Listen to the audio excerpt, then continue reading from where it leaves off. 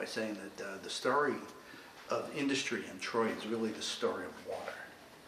Because water power drove the industries earlier than steam was developed, which was in the late 1700s and early 1800s, and then widely adopted towards the middle of the 1800s by many industries. But our position here is both geographically and topographically significant because we're at the top of the Hudson River, the navigable Hudson, which means ocean-going vessels can come and go. And we're also at the lower end of the elevation that heads out to the east and this immense watershed where the Poston Kill, the Wyman's Kill, and I think there were two other streams that fed all of these water-driven industries, and they would all use water wheels to power their industries. There might still exist iron walkways, catwalks, along the Poston Kill that would go out to the businesses that would be parked right on top of the water because they wanted the water wheel to be directly below them if they could, and that would power their industry. Wow. And so if you look in this... It's hard to picture.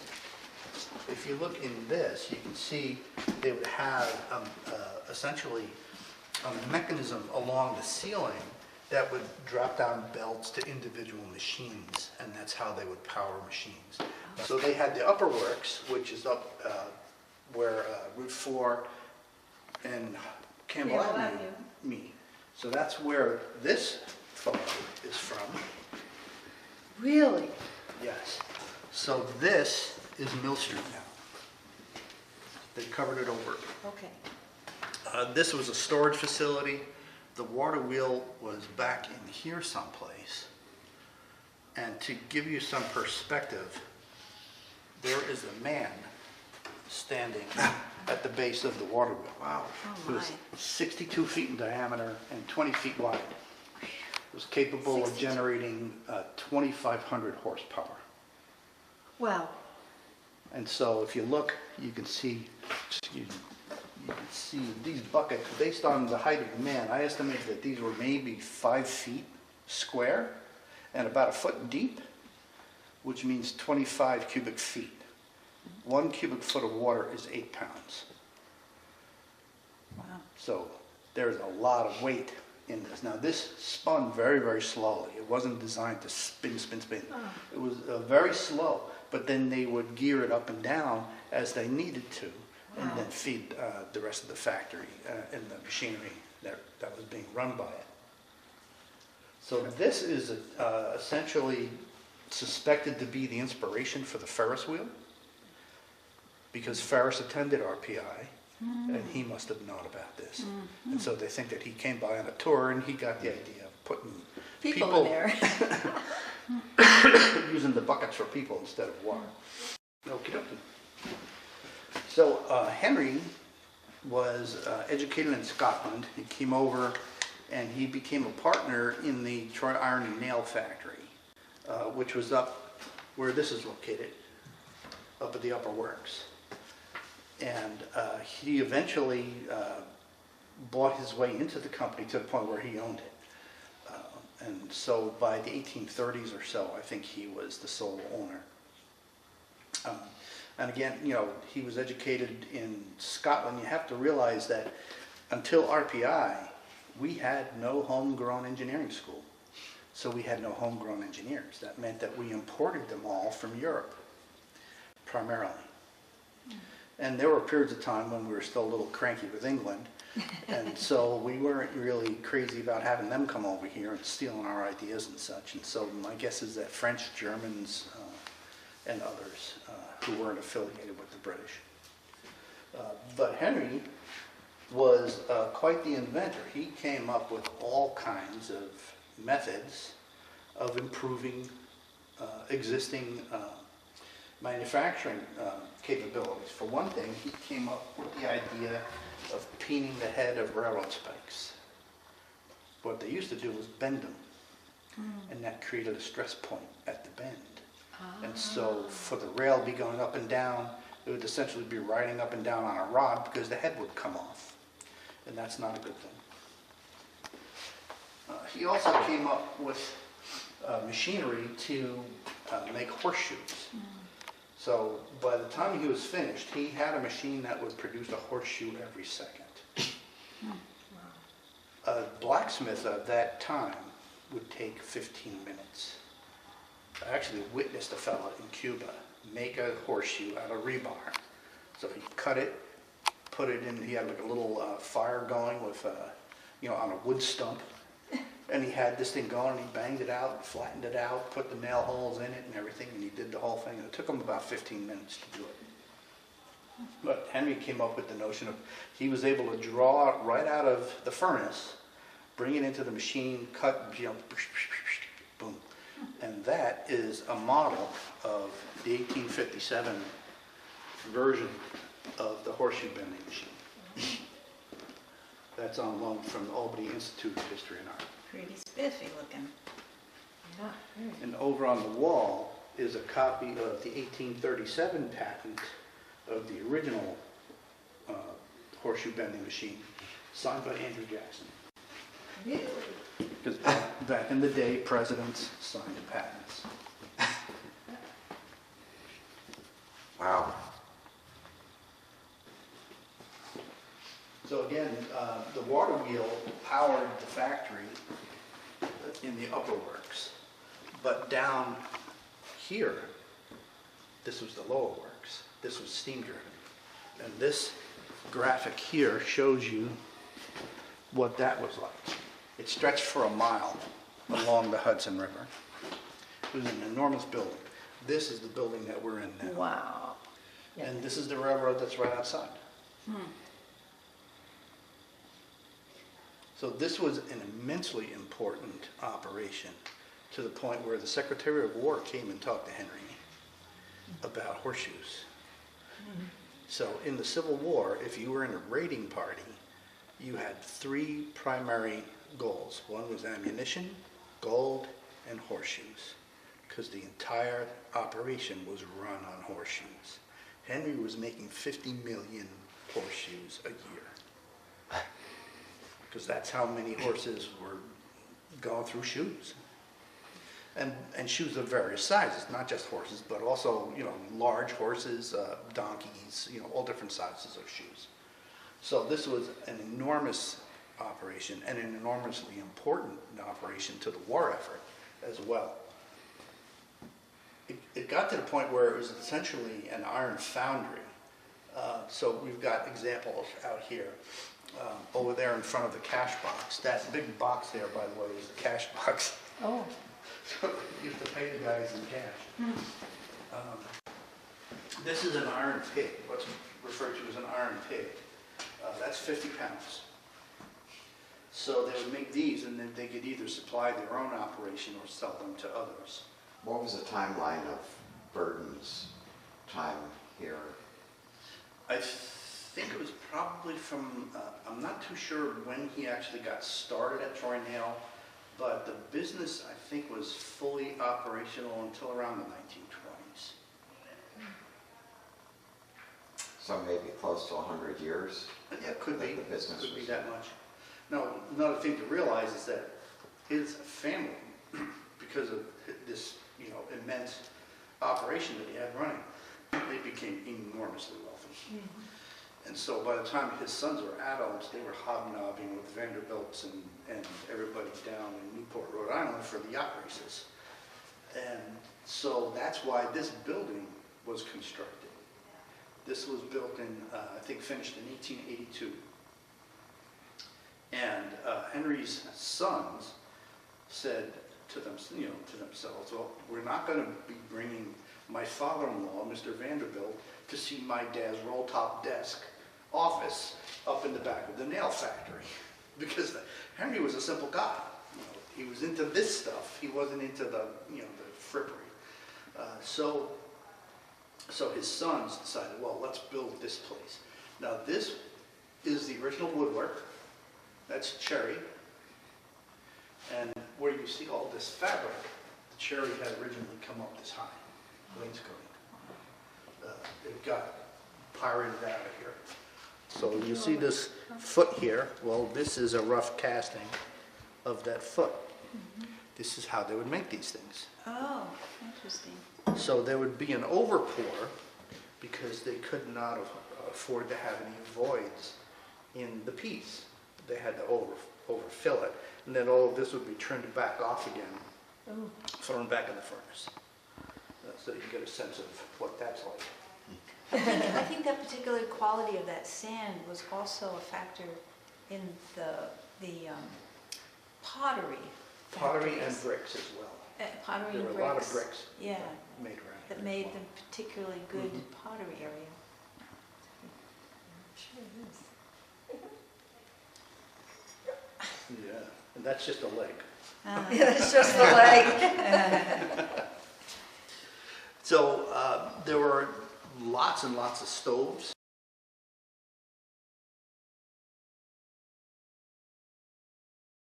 Company. So those And will all you've be got- cast also? Yes, Yeah. this is all casting. Cast iron, yeah. Yep.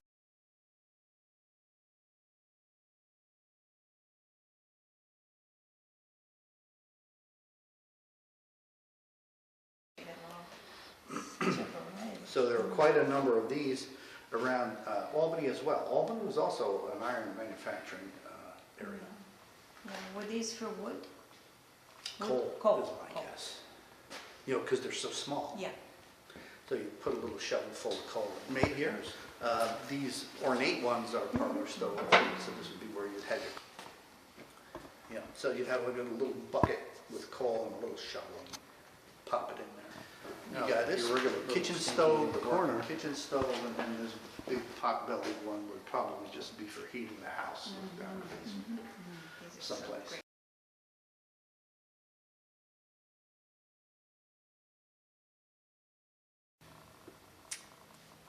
So we looked them up. They were in business from, I think, around the mid-1850s up until the early 1870s. So we figure it was in that time frame. And this was the standard configuration of a piano up until the ones that we're familiar with, like grand pianos and upright pianos. This was how pianos were built. This came from RPI. This was made here on River Street. Design of this grill. Really?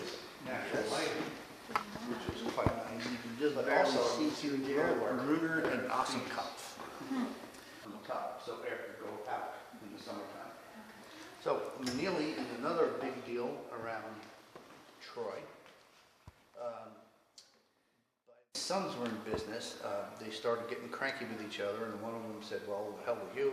Went over to Waterwheels, which at that time was West Troy, and he started his own bell making operation over there because he knew just as much as his brother did about it because they'd been in the business with their father the whole time.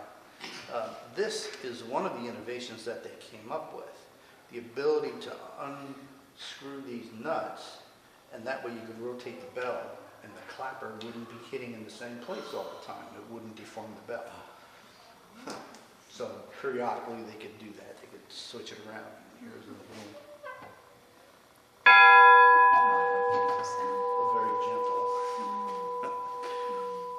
So again, a casting. These are bell sweeps. They would use these to get the finish on the inside and the outside of the bell. Because again, it's a casting, which means that there are rough, edges to it, and they would clean it up with this, and they could also tune the bells with these. Oh. So they may make several bells before they could get the tone that they wanted. So this is iron, steel, and they would, mount these, when the bell had cooled off, they would mount it, spin this around, and clean out the inside of the bell. This is a Manili carillon. So this would enable a bell ringer to manipulate these handles much like a piano key, rather than yanking on ropes the whole time, possibly forgetting to let go. So we had the sound from the bell system at St. John's. So we had one of our board members has a son who has some sort of a musicology degree. And he went into the St. John's and recorded their bells. And so that's what this is, the recording of St. John's bells. Oh. And we've had like the guy who plays the carillon, he came in and did a tune for us, I think for Christmas or something. Ah, I see. It was standard practice for the Department of Defense or the War Department to take a contract like this and spread it out as much as they could to different constituencies, because that would keep those representatives happy and more likely to vote for funding. Sounds So familiar. that was, it has been that way since the dawn of time, is my guess. But Troy actually made some of the iron deck plates. This is one of the spares here. And we did not have a capacity to build the turret. That was done, I think, in Cold Springs Harbor, downriver. I think they had a foundry that could do that. So the innovation with this was that, for one thing, it was double hulled. So this was built on a wooden frame and double hulled so that if the outside got pierced, the ship wouldn't sink. But the likelihood of that was pretty slim. You can see where the water line is. This was a ship designed to be out in rough water. These are actually floating batteries rather than ships. So they're designed to be on smooth water and more adaptable towards riverways and calm bays rather than out in the open sea, which is where it got in trouble and sank. The innovation here was that this could spin, whereas the Merrimack could not. Their cannons were stationary. And so they had to point the vessel where they wanted it to go, rather than just, spin, whatever. And if you take a look at this, that was 14 feet in diameter. I cannot imagine how hellacious it must have been in that space when those things were going on. Plus getting pinged by, the enemy. I think there was, what did it say? I can't remember what it said now. 55 sailors. And were they all in, no, they couldn't have all been in that interior It space. says, Underneath. Underneath. If you look here, you can see there are living quarters. Back here is the engine room. They had a fellow who was steering the vessel. Oh. so not all of those would be in this area. So no, that would, I think there were may be a dozen people in there, because the cannons required, because of their size and the cannonballs that they were putting in there, required a lot of people. But then And you just photograph. a hellacious space. Is that a photograph? Yeah, there's a photograph of them lounging on the deck. And they had a little canopy that sat on top of the turret so they could hang out there.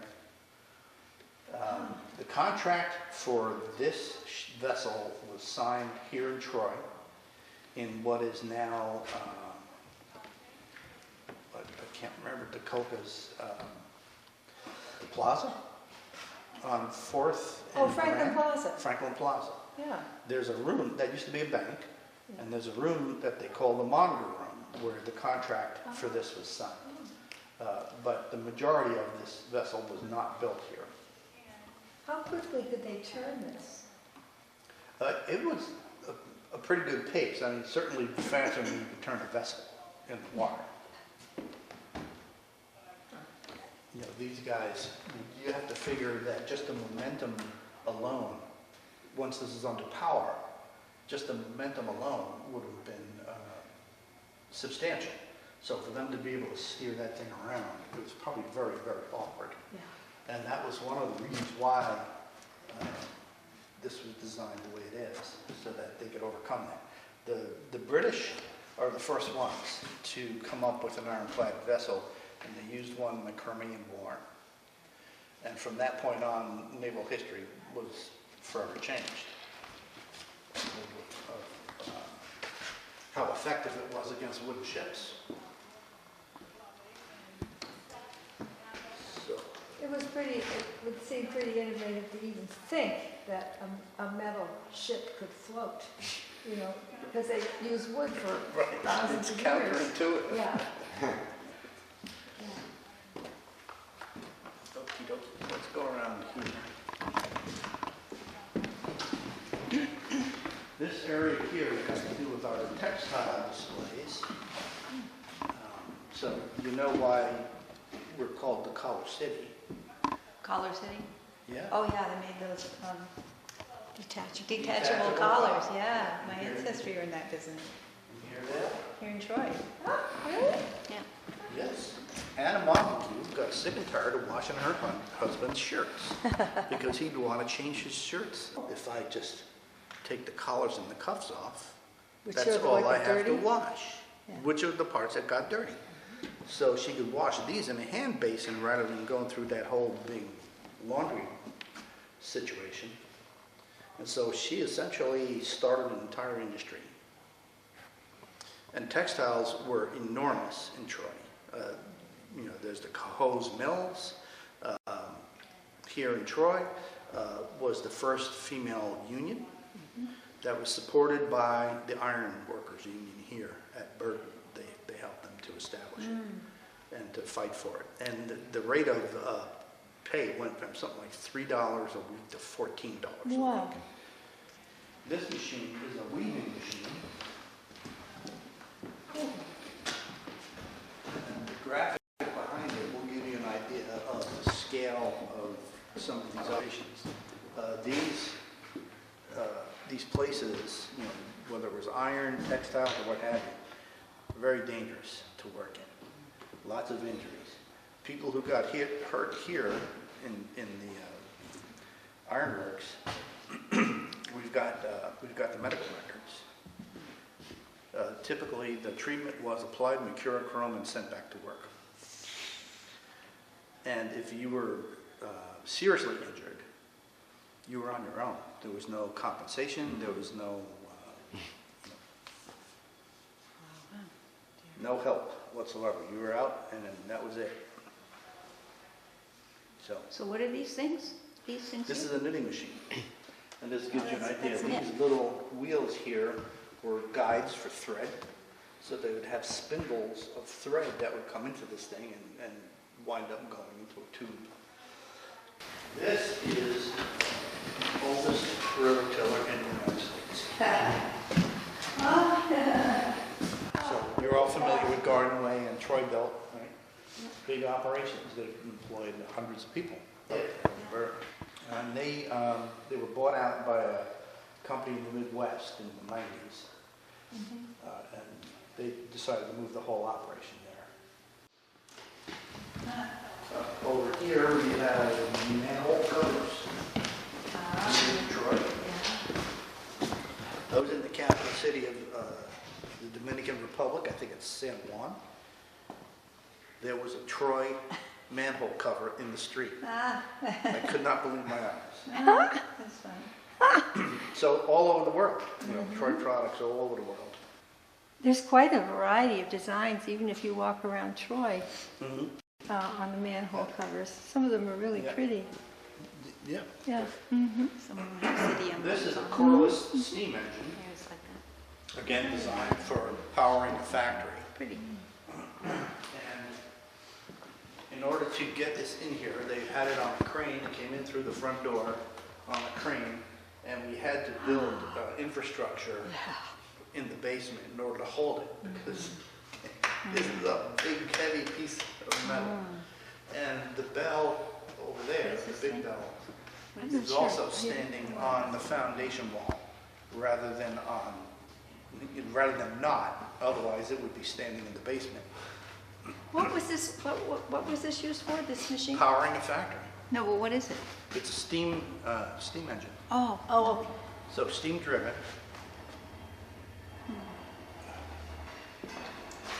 You'll see this here. This operates how a locomotive used to work.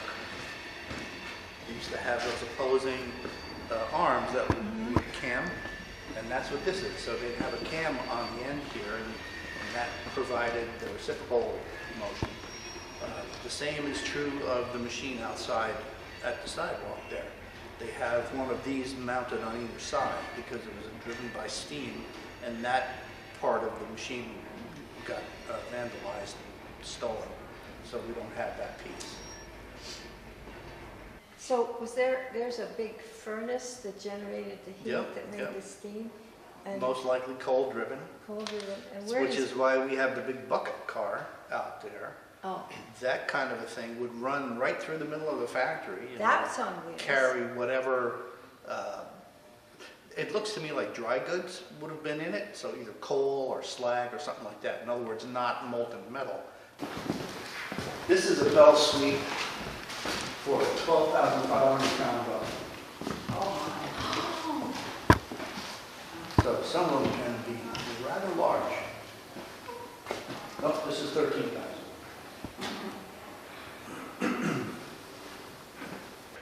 These are patent models. So when you were applying for a patent, you would send a miniature representation of what you were trying to apply a patent for. And so stove makers would have their tinsmiths make these little models, and that would be shipped off to the patent office along with documentation that went along with whatever it was. That And then you could put it in your dollhouse when you were done. Here's a clearer photograph of the water wheel. That, I think, was in the 1910s or 20s. You know, by that time, the water wheel was defunct. Yeah. You can see foundation wall here, and that pipe goes further inland, and that's where the water came from the Wildenskill. This was an overshot water Are wheel. those, when you go to the Burden Pond, Mhm. not pond, well, the Burden Reserve, Yes. there are big pipes still Oh, yeah, in some that's it. places Yep. along the, Yes. So Henry was like I said, he was a crafty fellow. He made Burden Pond in order to regulate the water flow for his water wheel. He also made Burden Lake further to the southeast. They didn't just name it after him. He made that lake. He bought that land, dammed it up, and made a lake so that he could regulate the water flow. Yeah. Woodside Church itself has an interesting history because Corning, who was famous from Albany, right? He also had an iron factory. And it was pretty much right up alongside Henry's factory. here in Troy. In Troy, Oh. yes.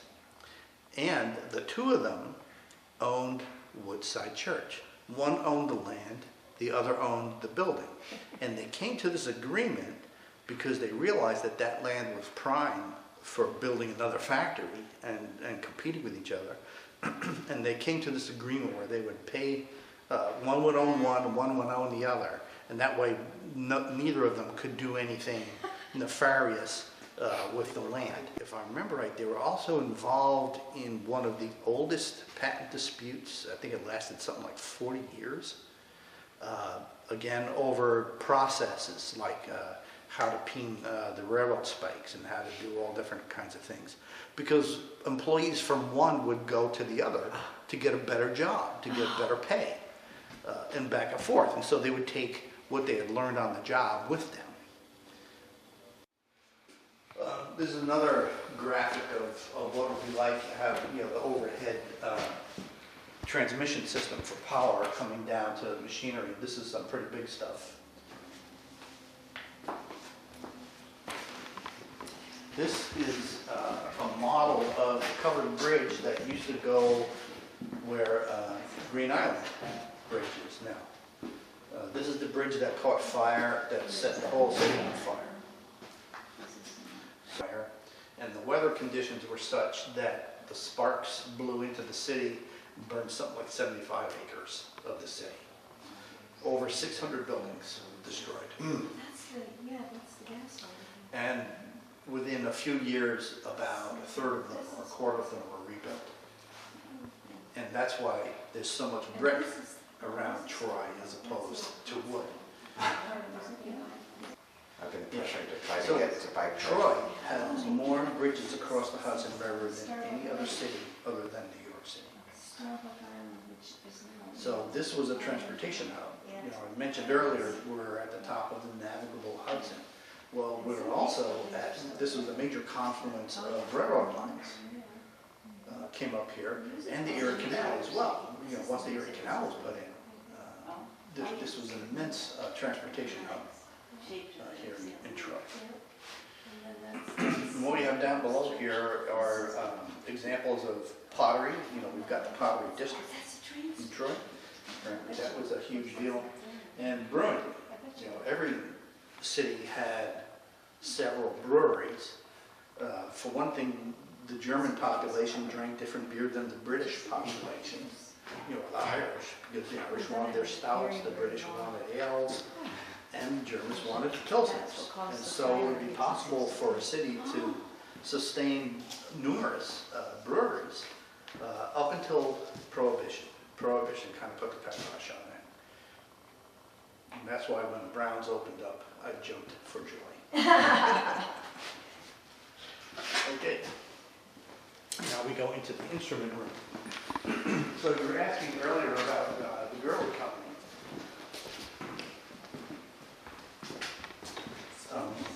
Gurley made their name with surveying instruments. Their surveying instruments were particularly accurate, and one of the reasons that was true was because of this machine, which is a dividing engine. So, let me see if I've got, oh, there it is. What did you call it? This is a dividing engine. A dividing engine. It makes these.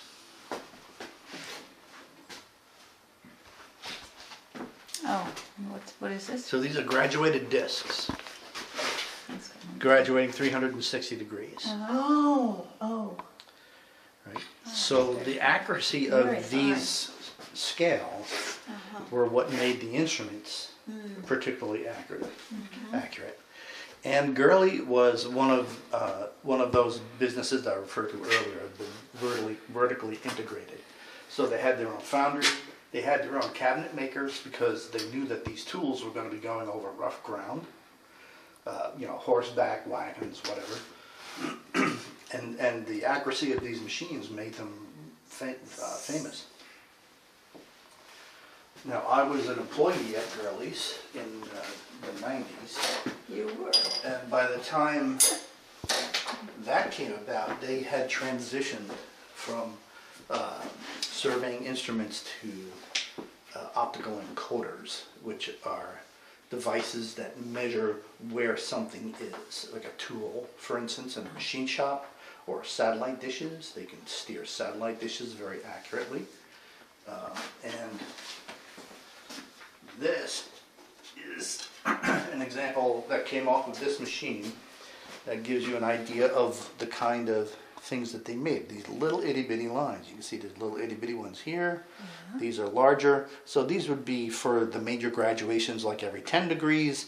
Then it would step down to 5 degrees and then single degrees, depending on how precise they wanted the compass wheel to be. Now, this has a spur gear around the outside edge of this wheel, and it's graduated numerically. And the way the machine functions is that it has two power pulleys, which are always under tension, always under pressure. So they would constantly have force applied to these, but the cams would separate the operations. So this upper works here would function to lift the cutter, drop it, scribe the line, and lift it. The cam would stop that and enable this cam to let the table spin to the next location. And then this cam would stop that action, and then it would come back to the cutting operation. So just the accuracy of that machine is Yes. impressive, let alone So the this was made in product. 1883. Oh, wow. It is capable, they figured out the amount of error to be 1.8 arc That's seconds. incredible. Whatever that means. Well, you've got Well, yeah. degrees, Yeah. 60 minutes to a degree, 60 seconds to a minute. 360 times 60 times 60 comes out to just under 1.3 million. Okay. Wow, really So fine. there are 1.3 million arc seconds in a circle. This was capable of accuracy within 1.8 That's arc really seconds. astonishing. Yeah. This is one of 4 machines that were built.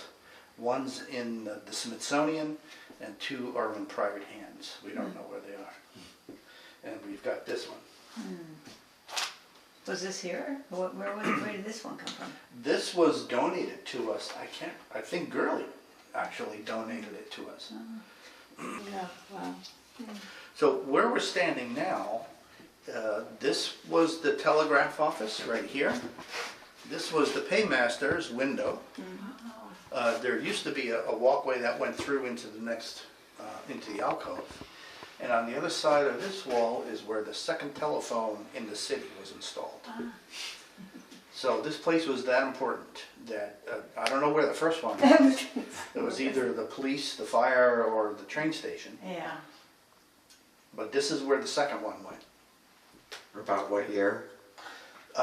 Whenever they were installing phones, probably 1880s, give or take.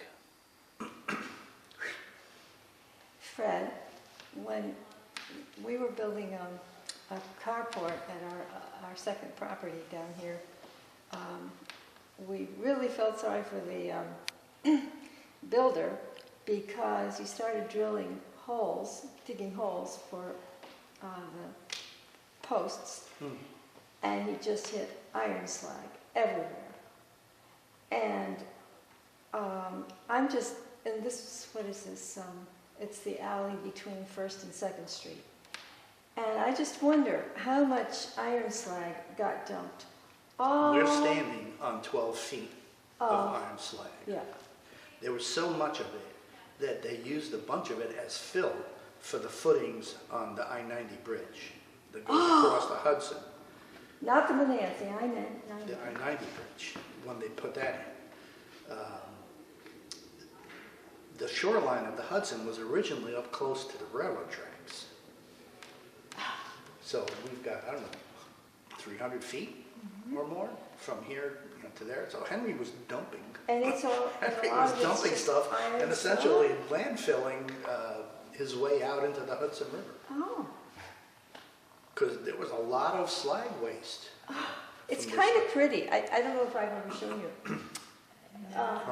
Isn't Well, it- we watched the fellas next door try to put the fence in over there, and they had hand tools, so Yeah, the yeah. thing was sticking in the ground, it's like, well, boink, boink. They just kept hitting, that's right, exactly. They just kept hitting the iron and Yes, pulling out it chunks. was, and oh man, the language that was coming out of those guys.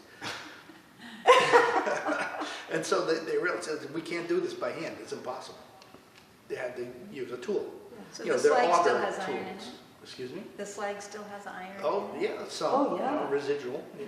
What else is there in slag? Oh, God knows. There are enough heavy metals around where the people in this neighborhood cannot grow vegetables. They can't eat what they grow Yeah. I was without wondering poisoning about that. themselves. We have, I worry about that. I worry about Sid. His gardening. What about the water quality too? Well, you're not drinking it, of course, hopefully. City water yard. Well, Okay, that's your point. that does it. Very interesting, thank you very much. Fascinating. You're welcome. Thank you, Fred. You're welcome. Thank you. Yeah. Amazing.